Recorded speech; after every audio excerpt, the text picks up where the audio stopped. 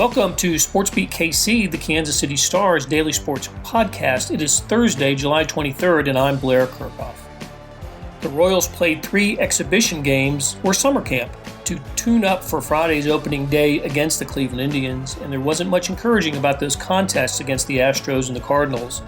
The Royals led for 1 inning in the 3 games, with pitchers having a difficult time commanding the strike zone.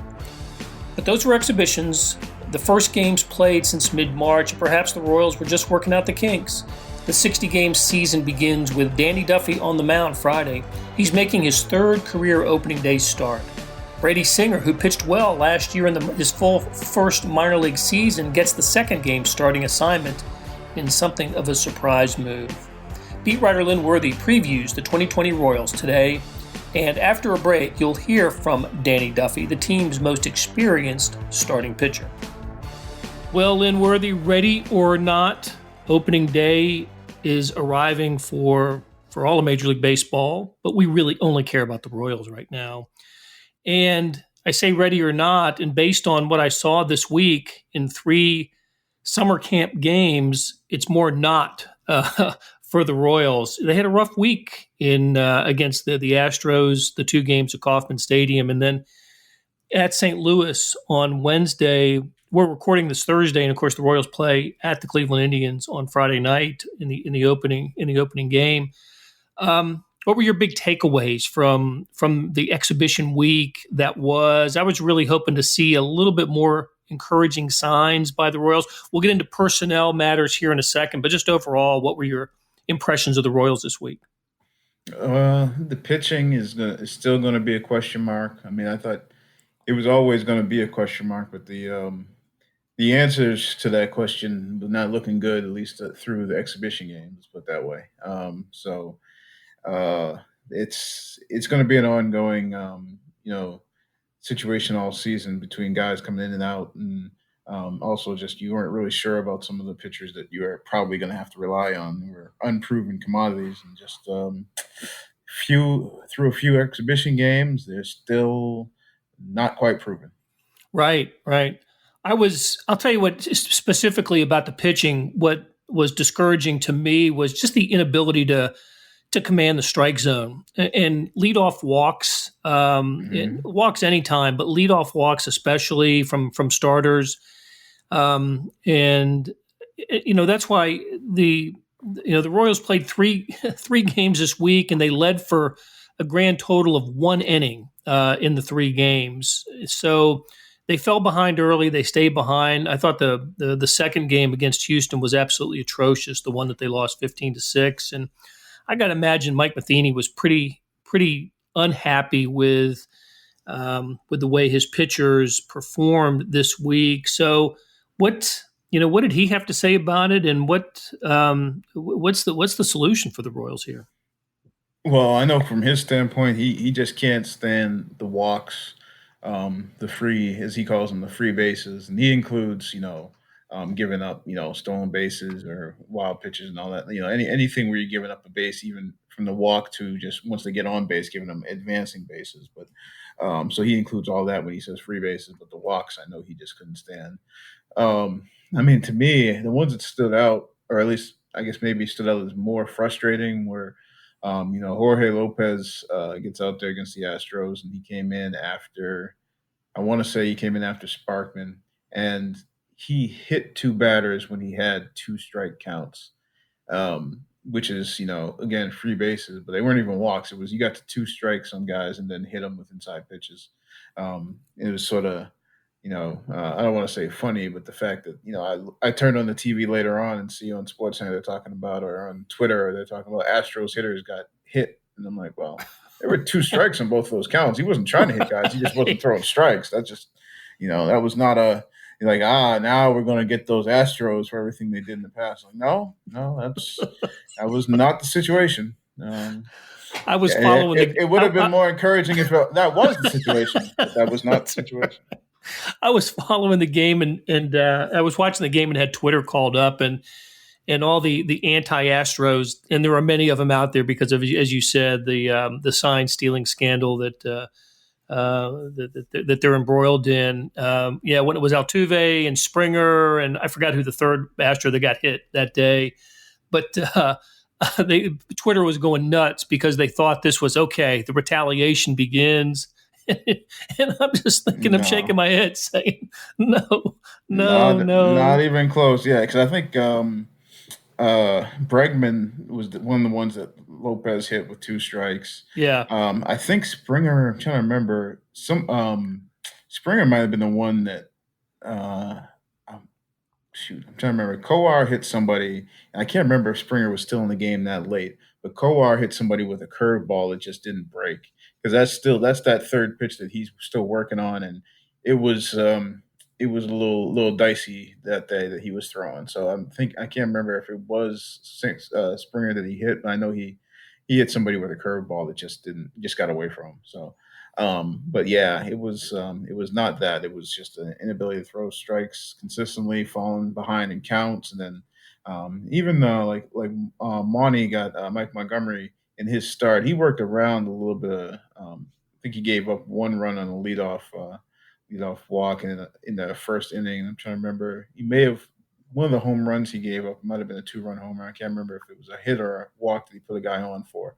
So, but he was the home runs he gave up. He basically said those were just fastballs that he just decided to go fastball count there because he need to work on the fastball command um, and because of the setting, he wasn't necessarily too worried about giving up the run. It was Right. more a matter of okay, you need to work on controlling the fastball because he had a good feel for the off speed, by all accounts, including asking Salvi and asking, Matheny afterwards that the breaking stuff looked good, but the fastball was all over the place a little bit. So he decided to try and make himself throw it in those situations. So those got hit, but he did walk a couple guys too. So yeah, uh, it is concerning. I mean, then in St. Louis, Josh Stallmont came in and he walked. I want to say three. He got away with one of them because I think they got him on the base paths. But yeah, that's another one that again that's not gonna work once we get to the real games here.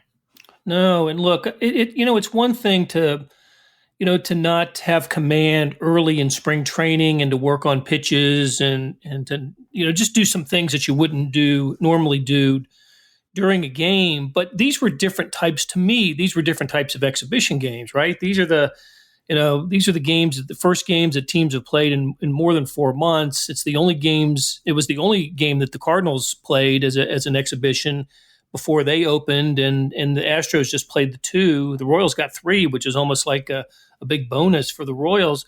I just thought they, at this point in the exhibition, in the preseason, summer camp, whatever you want to call it, you need to be a little bit more locked in and zoned in, and starters were going to play a little bit longer just to get a better simulation of what you're going to see when the season starts, and the Royals just look outmanned in the three games, and that's I don't know.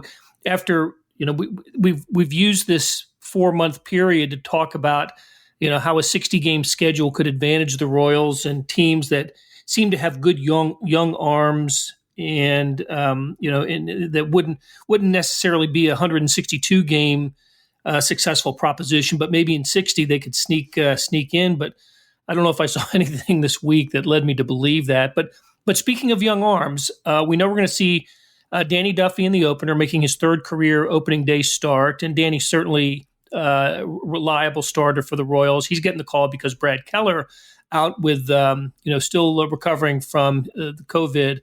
But the game two starter, bit of a surprise. Tell us about who's starting on Saturday in Cleveland. Yeah, well, their former first round pick from 2018, their Double A pitcher of the year last year, Mr. Brady Singer, will start the second game of the season in Cleveland. His major league debut.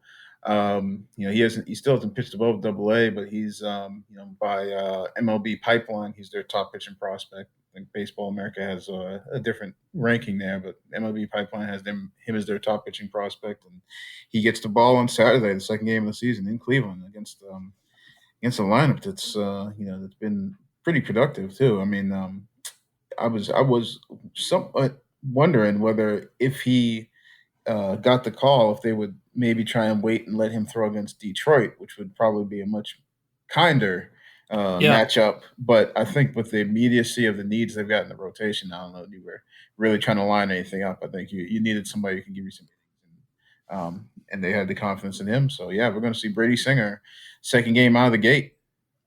that'll be fascinating to see. That is so rare to see.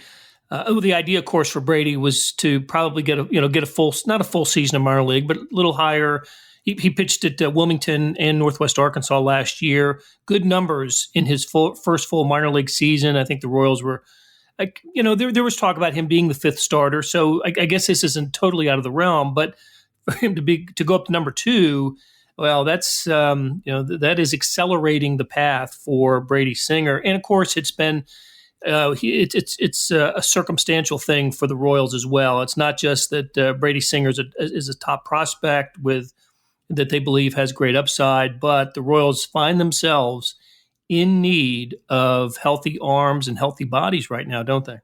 Yeah, yeah. I mean, with Brad Keller and Jacob Junis not going to be in the rotation to start the season, and I think it was leaning this way. I mean, I think when we were in Arizona. I thought it was a long shot that Singer was going to make the club out of camp in a regular 162 game season when you actually had minor leagues, back way back then.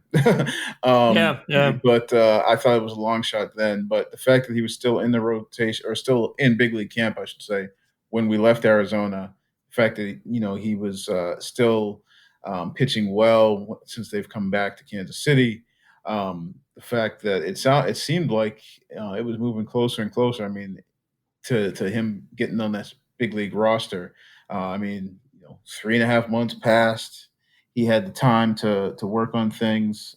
It sounded like he made some strides.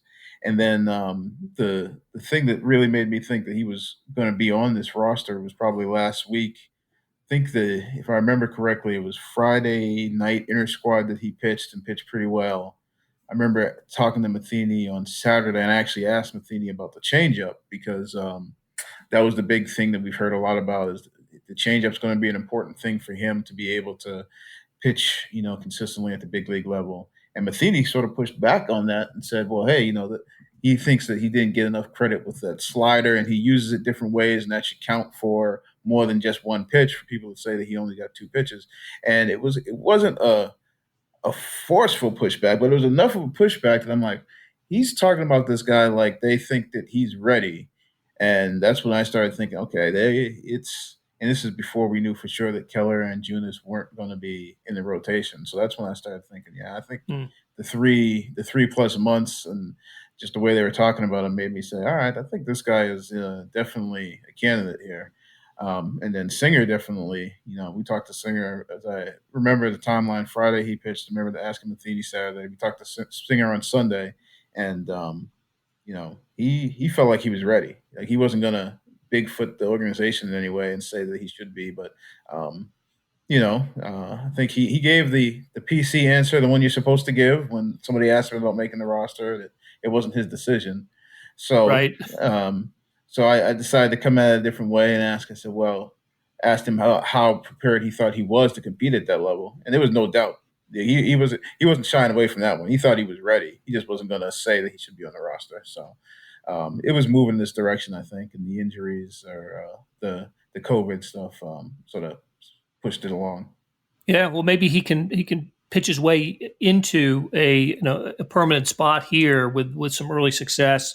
Would love to see it from Brady Singer. He'll be the first of the college pitchers that the Royals have drafted over the last few years to make his major league debut. So, as we're talking, Lynn, I know you are waiting. We're all waiting to see what the 30-man roster is going to be. We'll certainly know by the afternoon, and um, uh, the COVID plays into this as well, doesn't it? With Hunter Dozier now out, starting right fielder. I don't know what the Royals were going to do beforehand, but this could open. Well, it's obviously going to open a spot for somebody who. Yeah, well, Who is? specifically, it sounds like it's going to be Franchi Cordero, who they acquired. I think it was July 16th or so. We're talking about a week ago, a little over a week From ago. the Padres, From the right? Padres, yeah. It sounds like he at least all indication is he'll be on the opening day roster, most likely filling the spot that opened up with Dozier on the IL. Because the indication we got when they made the deal was that he would probably be sent to the alternate training site and be working out there. That he wasn't looking like he was going to be a candidate for the 30-man roster. But with Dozier out, looks like he'll probably get that spot on the roster. I don't know that he will be the guy that you'll see in right field. I mean, I think they've got a few options because I assume that Bubba Starling will be on the team, so you could put him in either center or right, and Whit Merrifield to play center or right. And if Brett Phillips makes it, which I believe he will, he and Bubba are both out of options. And I think they're going to try and hold on to both of them at least to start the year. So that's another guy who could play in the outfield there. And Soler, if they wanted to, I think they probably want to keep him at DH, but another guy. So Cordero will probably be on the roster, but I don't know for sure that means he's going to be getting a lot of time in right field, at least to start off. Gotcha. Okay, the other guy in that trade that the Royals acquired was Ronald Bolaños, I think is how we pronounce it, left-handed or right-handed pitcher, and of course the Royals gave up Tim Hill. So, all right, let's. It wasn't all disaster last week; it was mostly disaster. But the Royals got a couple of home runs from Salvador Perez, which was neat to see. His timing is back after missing all of last year. And you mentioned Bubba Starling, a home run at Kauffman in the first game, and then a home run at in St. Louis in game number 3. Good to see Bubba showing some power, and those are encouraging notes. Yeah, and those weren't. I mean, and for speaking about Bubba's home runs, they weren't no cheapies either. He was Right. he got a hold of a couple of them there. And that's been something that he worked on the offseason. We saw him in spring training in Arizona showing some pop. It was something that he worked on with hitting coach Terry Bradshaw, with John Mabry, who's on the major league staff, but also he did a lot of work in the offseason with Jeremy Jones over at Building Champions, and they had some of the it's called blast motion stuff, and he was doing stuff with the computers and getting really into the analytics of the swing and everything with in coordination with the Royals behavioral science department. So he's been putting in the work. He feels like he's starting to come to grips with or to find the niche offensively that he needs to be in to be contributing at the major league level, and being able to pull the ball and do some damage is something he's really been focused on. And obviously, we know defensively, he's been up to snuff defensively for a while here. It's the offense that's been inconsistent. So that was definitely an encouraging sign. And the fact that Salvi, Tommy John, and then you get the 3.5 months of just training in isolation, and then you get he gets a late start to the spring training 2.0 with COVID, and he comes out in the first at bat back in the intra squad. He gets a hit. His first exhibition game, he hits a homer. He hits another one in St. Louis. So he's not your regular dude, and No, he's right. back. Yeah, fingers crossed that continues for Salvador Perez. What a big boost that would be for the Royals lineup. Which, look, we talked about the pitching, and that is a concern, both the rotation and the bullpen. But that lineup looks a lot better right now than it did last year with the return of Salvador Perez and Alberto Mondesi.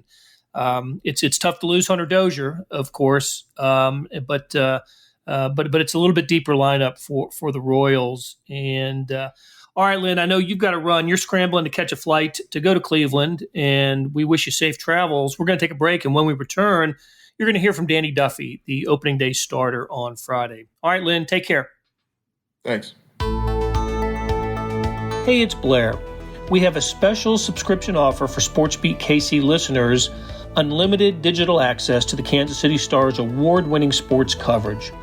Sign up now for 1 year of Sports Pass for access to all the sports news, features, and columns presented on the kansascity.com site, and it's only $30. That's a 40% savings off our regular rate.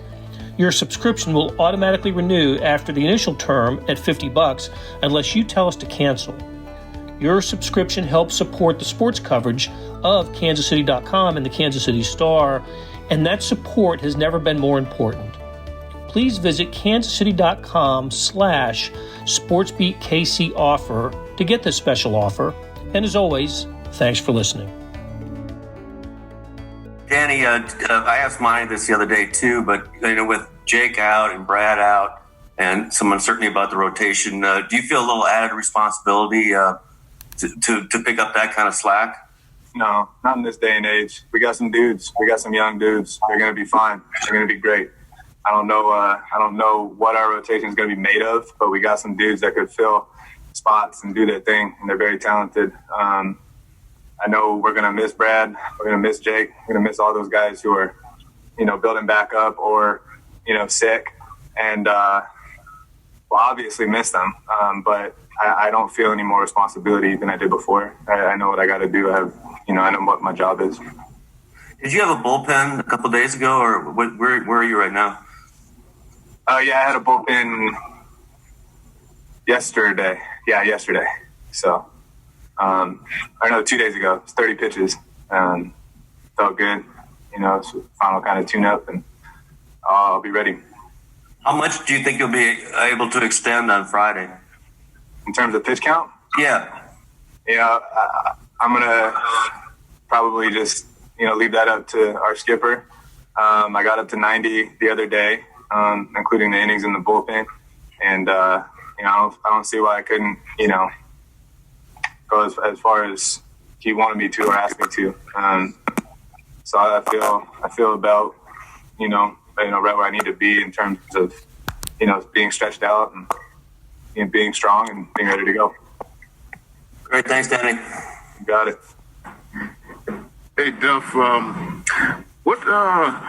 how do you feel like you guys as a group have dealt with all the roster flux, with guys, COVID and everything else? How do you feel like you guys as a group have dealt with it? And it might be an ongoing thing all season. Yeah, I'm sure it's going to be. It's something we can't see. All we can do is just kind of be prepared and wash our hands, wear a mask. Obviously, I'm not wearing one right now, so y'all can hear me. But I feel like I got a tan line on my face from wearing it as much as I have. So, I'm obviously taking every precaution that I possibly can. But it's something we're going to have to deal with for this foreseeable future. And I think that, we're all grown men in here and we'll be able to do everything we got to do to avoid it as best as possible. What, obviously Skip announced earlier that, Singer's going to get game 2. I wondered what had been sort of your observations of him, and if you had any advice for him. It's going to be his first time out there in the bigs. Yeah, you know what? He's got the stuff to do it. I've always said that about anybody who comes up to the big leagues. You belong here. And Brady's been super impressive, man, and I'm pumped for him. I never made my debut in front of no fans and without my family there. So I feel for him there. I can't give him advice of how to make your debut in the middle of a pandemic, but I think in terms of when the ball drops and the game gets going, it's going to be second nature for him. I got full confidence in that guy. Danny, how would you sum up the travel experience going from Kansas City to St. Louis, and how much does that acclimate to what you're going to be in store for Cleveland? Yeah, on the plane, it was I think it's a little bit different for everybody. We all have the same guidelines that we agreed to. I think some people are a little different than others, but we're all following the protocols. I'm someone who's maybe a little more worried than most in terms of getting it and not being able to play. I'm not worried if, God forbid that happens. I've done everything I can to not get it, but I don't want to get anybody else and sick. And, but we can't let these protocols suffocate us either, right? Like, we got to have, our minds be free to some extent and still be who we are and still, at least have some downtime and not have to think about, what's going on. So we did a good job of maintaining, protocols and doing what we had to do to abide. How was the plane ride different than any other one, though? I mean, what would you guys normally do? Play cards and stuff? Is that kind of off on the charters? Yeah, we didn't do anything, man. I mean, we pretty much just stayed in our seat, bro. So you got some short flights though during all this, right? At least we had to go all the way to Seattle. We had to go around the storm. It was a little bit more extended than most St. Louis flights, but we stayed in our seats, man. We stayed in our seats. That was it. It's weird. There's no TVs. There's no, there's no cards. There's no, dudes kind of, playing games and playing cards and really talking to each other a whole lot. It was odd, but it's what we got to do. It's what we signed up for. Back to Singer a little bit. Take me back to your debut. You were just 22 years old. He's a little bit older than that. We haven't been around him a ton. He seems super confident about that he belongs in the major leagues. Does he seem maybe a little beyond his years as far as that confidence level from all the guys you've seen and taking yourself back to yourself when you made your debut? I could see that. I've been a fan of the guy since he was at Florida, even before we drafted him, and when we drafted him, I was really excited for that and then being able to possibly play with him. He's got a lot of competitiveness. He's got the heart of a lion when he takes the ball and goes out to the mound. I'm excited for you guys to see that. I've been seeing it, like I said. I watched him at Florida, and I loved what his character and what he had in his heart when he was competing. It's really fun to watch. Any of you guys talked a lot, or maybe more than normal, about the importance of having a very fast and good start? Yeah, I mean, we all know how quick this season's going to be, and it is important. I don't think we're adding any pressure to ourselves, but it is something that we have to have a lot of urgency on, and hopefully what we could learn from this season, we could take into the next time we play 162, hopefully in 21, and apply that urgency to every game in the marathon and not the sprint that is 2020.